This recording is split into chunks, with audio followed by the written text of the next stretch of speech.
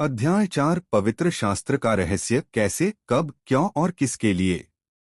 लेखक और ईश्वरीय उद्देश्य। बाइबल केवल एक प्राचीन पुस्तक या महान साहित्य नहीं है, बल्कि यह परमेश्वर के विचारों का शरीर है। इसे समझने के लिए हमें इसके लेखन के पीछे छिपे उन रहस्यों को जानना होगा जो सदियों से इतिहास और आत्मिक प्रकटीकरण के बीच एक सेतु बने हुए हैं। एक, बाइबल कैसे और किसने लिखी। ऐतिहासिक रूप से बाइबल लगभग 40 अलग अलग मनुष्यों द्वारा लिखी गई, जिनमें राजा, चरवाहे, मछुआरे और शास्त्री शामिल थे। लेकिन आत्मिक सत्य यह है कि ये मनुष्य केवल कलम पेन थे, जबकि हाथ चलाने वाला पवित्र आत्मा था।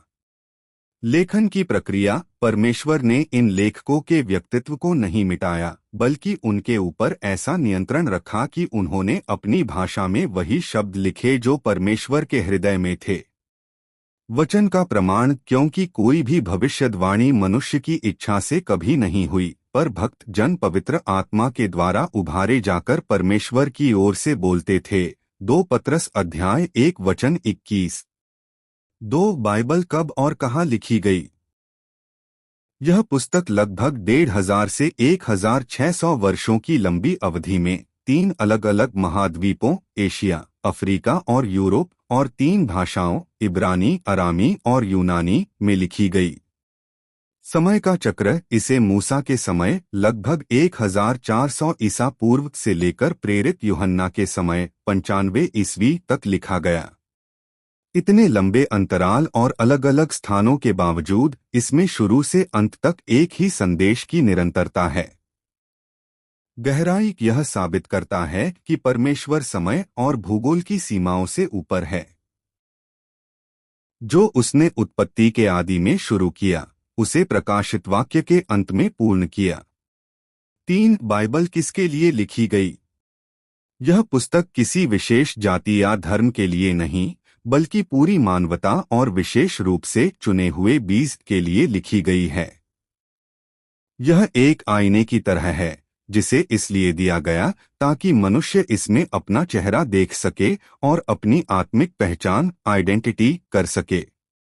यह उन लोगों के लिए है जो अदन में खो गए थे, ताकि वे वापस अपने पिता के घर का मार्ग पा सकें। 4 बाइबल किस लिए लिखी गई। वास्तविक उद्देश्य। बाइबल लिखने के पीछे परमेश्वर का उद्देश्य केवल इतिहास बताना नहीं था, बल्कि इसके गहरे आत्मिक कारण थे। परमेश्वर के विचारों को लिखित करने के लिए परमेश्वर के विचार अनंत हैं। जब उन विचारों को अक्षरों का रूप दिया गया, तो वे लिखित वचन बन गए।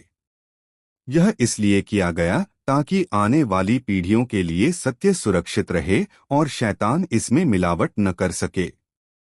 पाप और उद्धार के मार्ग को प्रकट करने के लिए यह पुस्तक बताती है कि पाप संसार में कैसे आया और उस पाप के दंड से बचने का एकमात्र उपाय क्या है। एक ही व्यक्ति की गवाही देने के लिए। पूरी बाइबल उत्पत्ति से लेकर प्रकाशित वाक्य तक केवल एक ही व्यक्ति के इर्द गिर्द घूमती है, मसीह। पुराना नियम उनकी आशा दिलाता है, सुसमाचार उनका इतिहास बताते हैं, और पत्रियां उनका प्रकटीकरण है। वचन का प्रमाण तुम पवित्र शास्त्र में ढूंढते हो, और यह वही है जो मेरे विषय में गवाही देता है। यूहन्ना अध्याय 5 वचन 39।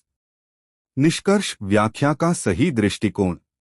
बाइबल को केवल एक कॉलेज के छात्र की तरह पढ़ना काफी नहीं है, इसे उस अभिषेक के साथ पढ़ना चाहिए जिसने इसे लिखवाया है।